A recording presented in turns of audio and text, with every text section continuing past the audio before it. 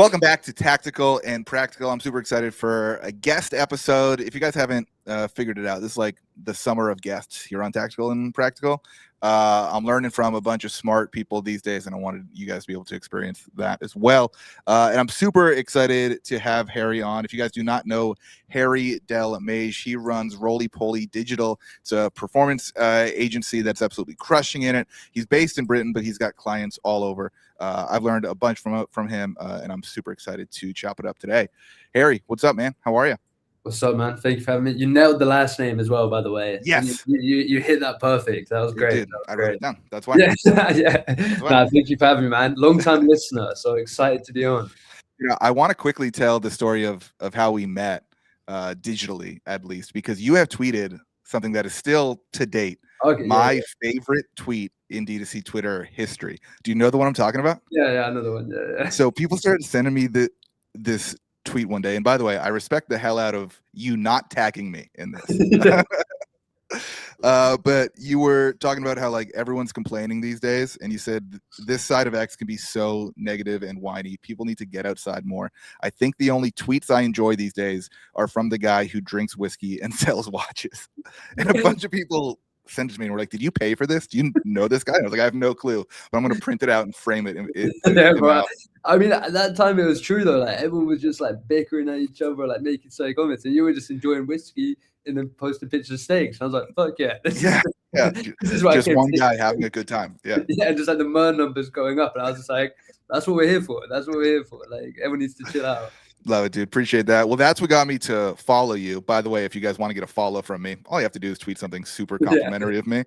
No, but that's when I started watching and listening to everything that you were working on, and I could tell a year ago that you were doing some really great stuff for clients. And it inspired me at my last job when I was the CMO of a supplements company for a brief minute there. I didn't like it. But it inspired me to write a YAPPER ad. And I'd seen you talk about it a bunch. I'd seen other brands crush it. And I was like, you know what? Let me just try. So I wrote a script for our founder, who was the face of the brand, 15-year clinical history as a, clinician, and our products were great. So there's a lot to talk about. But everyone kind of looked at me sideways when I gave him a script that was going to be 4 minutes long, and he doesn't mention our product until 20 seconds are left in the ad. And everyone's like, this new CMO sucks. Like, this is not good. And then that was our top spending ad for like 3 or 4 months straight. Right now. And it ripped. Yeah, of course it did. Like, it ripped. So, dude, break down the YAPPER strategy for me. How did you get into it? And how did you kind of start making these?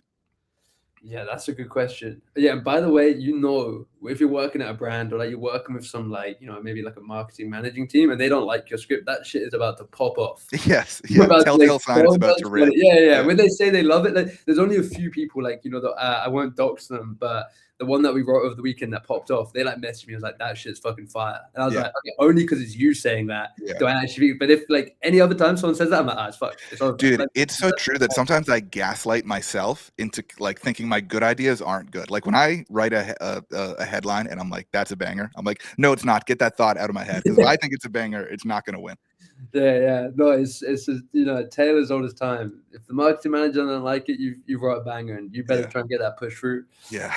I mean, like how we got to it, it's kind of weird, man. So I think, obviously left the agency I was at before, did some like brand work. Like wasn't for me. Just like I much prefer agency, so I was like, I need some of that like chaos back. I need a lot of moving parts. And then I was like, well, okay, if I'm going to make this agency, I just don't want to do the same shit everyone else is doing because like I'm new. So I got to do something different. Right. And like, I don't think like, not to say that people like know me now, but like I'm more known now than I was then. So I'm like, okay, well, I got to do something different. And now like, and it'd been like a hunch I'd had for a while. I was like, all these people who are making these ads, they're not making like anything like that people are watching on the organic feed. I was like, it's always the same, like 3 reasons why, you have like again, like I'm not even like cussing them out, but like the classic like tube science style ads that like everyone like they obviously do it well and it does well, but like everyone rips it from them and it was all the same stuff. And I was like, no, we've got to do it different. Like, and started thinking about it more, and that led me on to kind of thinking like, well, TikTok, and then what did TikTok shop affiliates do? So I just started studying them a ton, and like that was kind of really the base for like what the agency became, was just emulating what these like TikTok affiliates did, but then like adding in stories. Because like if you watch some of theirs, sometimes they do have storytelling, but that is like really good at like popping off, like aggressively selling a product, but they make it look organic. So that was really the start of it, was just being like, I don't think anyone's fucking making ads how they should make ads, so I'm gonna just try and see if my hunch is right. And so far, so good. Yeah, dude, that's so interesting, taking inspiration from TikTok affiliates, because like I think it's really easy for us to dismiss all of TikTok, to be honest, as like brain rot, cringe, like that's not real content. But then it's 2 a.m. and I find myself clicking through to like part 11 of a story that someone's telling me. I'm like, well, hold on a second. Like I had to invest time in searching for the next parts of this in order. I'm like 12 minutes into this story, and it's like, well, that's a valuable skill to be able to get and hold someone's attention like that. Exactly. And with like the TikTok affiliates and stuff, like, you know, if they don't make organic posts that like make sales, they don't fucking eat, you know what I mean? Like we can put like ad spend behind our stuff, like, you know, and some brands can like put like an average ad up, put a load of spend behind it, like, and eat like a ungodly high CAC. But like these affiliates can't do that. They've got to just make banging organic content that goes viral, make sales. So I was just like, these guys are the people to learn from right now. Like, and especially like what I think like the next phase of advertising could be, or like it'll be a pillar of, you know what I mean? Yeah. Well, talk to me about like your ideal structure for a YAPPER ad, because I think when a lot of us approach meta ads, we go like, cool, hook, and then like punchline, like get to the point immediately, like some kind of attention grabbing hook, and then immediately like, and our product helps you with that, or whatever it is. But I think that's why most of our average watch time is 3.5 seconds. Yeah, we lose people. So what makes up a great YAPPER? Exactly. Yeah, no, like in my opinion, grabbing something can be like, even if you're in a car, because so many people show examples of someone in a car, and I'm like, being in a car doesn't make it. Yeah, but they're like, are you tired of da-da-da? That's why I take da-da-da. Yeah. And it's like, it's just like, it's, you know, it's lazy. We can do better than that. So like the ideal structure is like, and I'll try and break this down so it's still tactical and practical, but like with a bit of theory to try and like rewire some people's brains. Please do. Is, you know, people are on social media to be entertained. People think they're competing with other advertisers. You're competing with the organic thing. If you can beat the organic post and then instill direct response into that, you're going to fucking scale like crazy. Guys, click the 15-second rewind button on Spotify right now and listen to that again. Yeah, like I think this is like something that I had to realize as well. So what we were like is what I thought about it, because it's still everyone, and then people talk about yappers and they say like how they don't, it's more like not brand, but it's like more chill, like it's not direct response. I'm like, no, I go so hard at direct response, and like the whole team does. And I thought about it, like even back to there's a book called like Great Leads by a guy called like, I think he's called like Michael something, I don't know, but it's like one of the DR like, you know, top books. And he was like, if you want to start a problem aware, a classic way to do that is just story lead. So I was like, okay, cool. Not only can I like make top of funnel ads, I can also use storytelling, which has been a form of entertainment since the fucking caveman times, when they were drawing this stuff. So it's just like you're doing top of funnel, and you're like, I hate the word hacking, but like, you know, it's essentially getting past people's barriers. So it always starts with some kind of, a lot of times starts with some kind of story, or starts with, are you dealing like, this is this, and you have like the little images pop up, and then goes into a story. But like basically story, and if you want to hop in at any point, I'm just like trying to be conscious of making it really valuable for any time. So like, you know, a story, then like another thing we really like to make sure we have is like, we call it the oracle. And then again, like, because a lot of what I reference also goes back to screenwriting. So obviously I said about like TikTok affiliates and stuff like that. Like I've also studied quite a lot of screenwriting, because I was like, well, I got to learn how to tell stories. So who better to learn that off than people who have been doing that, you know what I mean? It's their literal profession. And so the oracle is like, you can imagine them as people like, you know, the Yoda, the Morpheus, they're like showing you this new way of life, right? You can have that with the product intro. And like, I think that's where we talk about the kind of thing where you said about like, oh, hey, have you got this problem? That's why I used da-da-da. Another classic thing I really hate is, oh, so I went scrolling and I found da-da-da. I'm like, no, come on, like we can do better. Yeah. And like, and no, you didn't. That's a lie. Yeah, exactly. You know what I mean? Yeah. It's like, come on. Like, and also you can't really make a claim with that. But if we have an oracle who's like an aspirational neighbor, so this is why we always include one, they can make a big claim about the product that the person presenting cannot. You know what I mean? Like if I tell 100%. Someone something about a product, I'm telling you about the product, and I just tell you something that someone told me about it, you're going to believe me much more if I'm like, oh, you've got to try, it's the best thing. Like especially if you think that I might be doing an ad. Like they can see sponsored at the top, you know what I mean? Yeah. You've got to really try these other things to like weave through. So like storytelling, oracles, always explaining mechanisms as well, overcoming objections. So it's not like a formula. I could say it's more like a checklist. Love it. Because, sorry, go on. No, dude, that's awesome. I want to touch on a couple things there. By the way, that was a very tactical and practical couple of minutes there. So great job. Nailed it. Thank you. I'm trying. Dude, I want to go back and just kind of really hammer home for people about how we're not competing with other ads. We're competing with organic. I actually have tried to think about that even one step further. We're competing with Netflix that's on someone's TV while they're scrolling. And we're competing with like their wife telling them a story about their day at work while they're scrolling. And we're competing with their dinner or their kids asking for something. Like the competition for attention goes way outside. Ads manager goes way outside the organic algorithm. It's like these people have, 24 hours a day. They're going to sleep and work for 16 of them. If you want someone's attention, to your point, like it better be a damn good story. Well, yeah, so I love that. The laziness where it's like scroll or like this is I'm like honor that. Like if you think like exactly how you put it is, and I actually said this to my strats as I was like, people are taking time out of their day, and like also time is something you can never get back. It's the most valuable resource. So fucking put some damn effort into it and make it worthwhile. You know what I mean? Like make it interesting, and also like that's why we're big on like the direct response and the payoff, so that they know they can get something from this. You know what I mean? It's not they're just not just watching it for the sake of it. Not only they're being entertained, they're also knowing that like, okay, this can benefit my life in some way. But like, yeah, it's such a good point. Like I think haven't Netflix even come out and said that like the way they screen right now and script is to match the fact that they know people will be on their phones. So if you actually pay attention to it, they state really obvious stuff over and over again because they know you want context. Because it's like it's such a wild time how things are going. By the way, is the saddest thing about the current state of humanity, but we won't get into that in this episode. Dude, I want to ask you a couple questions. You mentioned a couple characters that you like to have in ads. One's the oracle, one's the aspirational neighbor. Break those down for me. Yeah, so the oracle is the aspirational neighbor, like, or it can be like that's just an example of an oracle. It's just someone who introduces the product to the person.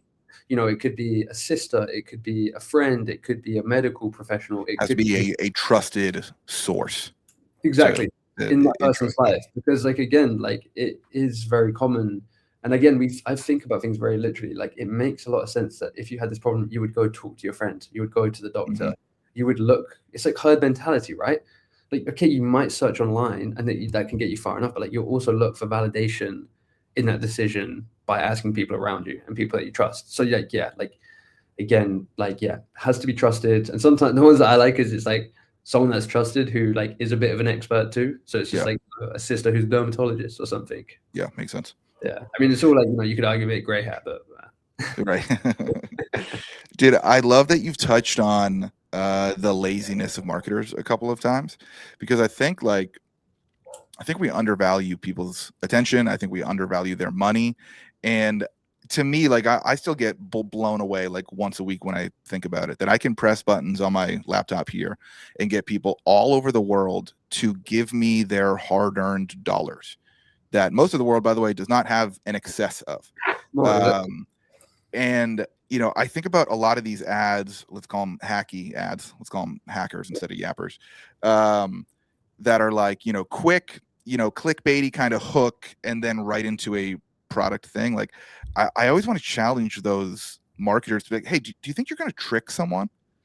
Like, do you think you're going to get someone to buy who's then immediately going to regret it? Like, why wouldn't you want to earn it?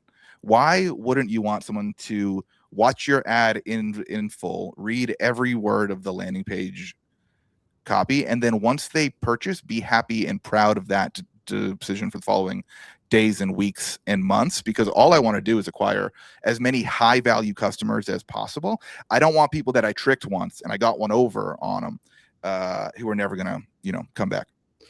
No, I completely agree. I feel like, and that's why, like, I don't know, whenever I talk to people, like Alex Cooper was just like, like I'm an ads purist or like whatever. So like I probably like annoy people when I call people like lazy for this kind of stuff or like that. But like I really do feel like advertising become like a lost art where people are just like outsourcing it all to AI. They're forgetting who, like it was even like what was it? I'm probably gonna butcher his name, so I'm gonna get flamed here. But like Ogilvy. Yep. Yeah, like you said, the consumer's not an idiot. It's your wife. So fucking, it's not hard to like understand that like these are people with real hopes and dreams. Yeah. And they want to like also they want to be entertained. Like if you can write an entertaining story, like even for little parts where like, you can maybe even if it's just entertaining and you're not maybe making them laugh or like, and you're showing them that like, this product can genuinely help if it does genuinely help. Like honor the fact that like, they are a real person. I think it's like especially like we're just getting very far removed from that, especially when everything gets outsourced to AI. AI come up with this idea for me, write this script for me, ship it for me, and it's just like just loses its human touch. And I feel like that's why we're very bullish on that. So like, again, fuck it, I like, the agencies can go do it as well, or like brands, but like we do manual research challenges monthly. But like if you do manual research and you come up with an idea and you make a banger from that, like we will wire you money at the end of the month, as long as it's on top of the commission you're already making. And that was what we like, I posted that banger that we did over the weekend. That came because one of our strats listened to a podcast about the problem, manually listened to a podcast. Yeah. And that gets rewarded with a lot of spend, you know what I mean? And that's still enjoying the craft and searching and finding those like ideas that then come to you. And then also we're going to implement like a manually written one as well, just because like I think it is a dying craft. And like for us to be 100%. So young and like post the results we have with like what you could argue like a not fully developed like team compared to like others, like we're 10 months in, you know what I mean? And to be able to like post that stuff is like, I think a lot of it comes from doing the work that no one else will. Like we always say, just go the extra 10% that no other person will, and you get rewarded for that. Well, dude, because like that's where all the juice is in the last 10%. You can do an extra 10% effort and reap an extra 200% reward. Like that's what I've always tried to do. And like to be honest, like I think that's why so many of my copywriting clients right now are having like crazy. Yeah, you're on fire. I keep saying that. Thank you, I appreciate it. But dude, like I'm basically undefeated on headlines for client sites right now, and it's because like AI wrote the headline a year ago and no one's touched it, and like no one's thought about it for a second. So it's like I'm undefeated, but like I'm playing t-ball basically as a grown man, and it's like guys, if you just put a little bit of effort into this, take a walk for half an hour, come back and write for a half hour, like you're gonna write stuff that is so much better than anything you've written in the last year or anything that AI has written ever. I think people are obsessed with shipping now, doing it now. Like it seems like I have to constantly remind people, I'm just like, write some copy and let it breathe for at least 24 hours. Let it breathe for a week if you want and you have time to do that. Like speed and execution, like AI, it's made everyone just want to do now. So it's just like, again, I'm not saying it's like, potentially, a correlation, but like, I think it's pretty easy to say that like, brands have never been more unhappy with their agency's performance, or at least like when I'm on lead calls anyway. And it now seems we're in like a time of like the most adoption of AI from agencies. Like, might be the same, might not, but I don't know. It just seems like a weird. I know what you mean. Yeah. Everyone's like, AI is amazing, and also our business is shrinking and losing efficiency. And it's like, well, it's like, oh, we can ship like all this stuff, and I'm like, but everyone talks about how much they're shipping, not how much like they're winning. Like, I don't see anyone like really posting results. Like they always talk about how much they've done. Not how well the ads have done, or like how well they've done. It's how much, not how well. And I'm like, I don't know, like have we just like gone mad and just skewing for the wrong stuff? Anyway, the answer is yes, we have gone mad. So I feel like I've skewed from Yappers here, and now I'm ranting about the industry. No, all good, dude. Let's give people a homework assignment from this episode. Okay. To go make their first Yapper. What would you tell them to do? Okay, you're gonna follow this step by step, and you'll make a banger. Maybe I don't know. Don't hold me to it. This is not financial aid advice. There's no guarantees here. But go ahead. No. Don't come and be like, Bond. So I'm gonna assume you know everything about your audience. Like you know about the product, you know about the desires, you know all this stuff. Like we don't have time to go over that. You're gonna go onto Reddit, and you're gonna find a believable story that happens in your market every day, to people in your market every day. An example of this could be going to the doctors and getting bad news, could be going to the dentist, it literally could be anything, or seeing someone that they want to be like, and being like, wow, what's your secret? Again, make it believable, because you got to remember, you've got people acting this out, and if it's not believable and they're going to have a tough time presenting, making it seem believable, they're not going to trust them, so they're not going to buy it. So you're going to find that story. You're then going to work out a way to intro your product into that story, if it genuinely helps, obviously. Then what you're going to do is, once you've got that story, you're going to start writing it. You're going to open up I feel like I'm going step by step here, but I feel like people need to know. This is great. Like, this is tactical. I love it. Yeah. It's so bear with me if like there's a bit of waffling here because I'm trying to make it as simple as I can for you guys. No, you're good. This is So awesome. you'll find the story from Reddit. You'll take one that has a lot of upvotes. It's really believable. The reason you want to do it, look for upvotes, is because you know you're gonna like if it's resonating with people, you know you're entering conversations in the people's minds. Yep. Which is like what you need. Then what you're gonna do is you're gonna write a headline and text on screen headline that is curiosity plus benefit. One example of that was one single change, X benefit in Y time. And then you're gonna have the creator say that, and then boom, go into the story. What problem did they have? Who did they meet the oracle that showed them the new product? Then how does that, you're going to talk about the mechanism and how that product does anything better, like does the thing better than other products could do. So you're disqualifying them, and then make sure you overcome any objections. Don't worry too much about how long the story is. Like we've had winners, and like Nate said, like 4 minutes long, but make sure you just go for that. Definitely hit them with a CTA, but just twist it a little bit. Basically be like, don't be like, buy now, 55% off. Just be like, last time I checked, it was 55% off. I know they sell out all the time, so I'll leave a link below. You're going to do that. Then you're going to let it breathe for 24 to 48 hours. Go back, QA it, cut out all the fluff, and then you're going to ship it to a content creator. And you're going to make sure that content creator is dynamite. You need a good presenter. I hope that homework makes sense, but just find that killer story and get the reps in writing the stories and the apparatus because they take reps. Dude, such a good way to end this episode of Tactical and Practical. I'm going to go do that for my copywriting services right now. I'm going to go do it for some clients right now. Dude, and I especially love the advice to let it breathe and come back and edit it. I'm on a big kick of like, cut everything. Like, I want to say what I have to say in as few words as possible. I think that's where the magic is. So love that, dude. Harry, thanks so much for coming on Tactical and Practical. Where can people find you? Where can they work with you? Go ahead and plug yourself right now. We don't have a website or anything like that. So love that. By the way, that's how you know it's a good marketing agency. Yeah, well, I'm like, I thought literally my whole premise was like, what is everyone else doing? I'll just do the opposite. I'll make bangers and have no website. Just DM them. Just DM Harry on Twitter. I'm sure it'll be on Twitter and there'll be tag. It's just like Harry Delmage. I don't know if there's any underscores. But yeah, bro, thank you so much for having me. I hope your audience gets some value out of that, and really want to see some people post the results from the homework. But yeah, thanks so much for having me, man. It's been a pleasure. A prize will go out. I'll send a bottle of whiskey to someone that posts a good Yapper ad in response to this episode. How's that? Yeah, I'll match that, and I'll send a crate of Guinness. Okay, all right, I like that. Cool. Very, very boozy results. As you can see, Guinness time there. So I think you got the deal. You got the Jack Daniels or whatever. I got the Perfect. Dude, thanks so much for coming on, and everyone, thank you for listening to Tactical and Practical. We will see you next time.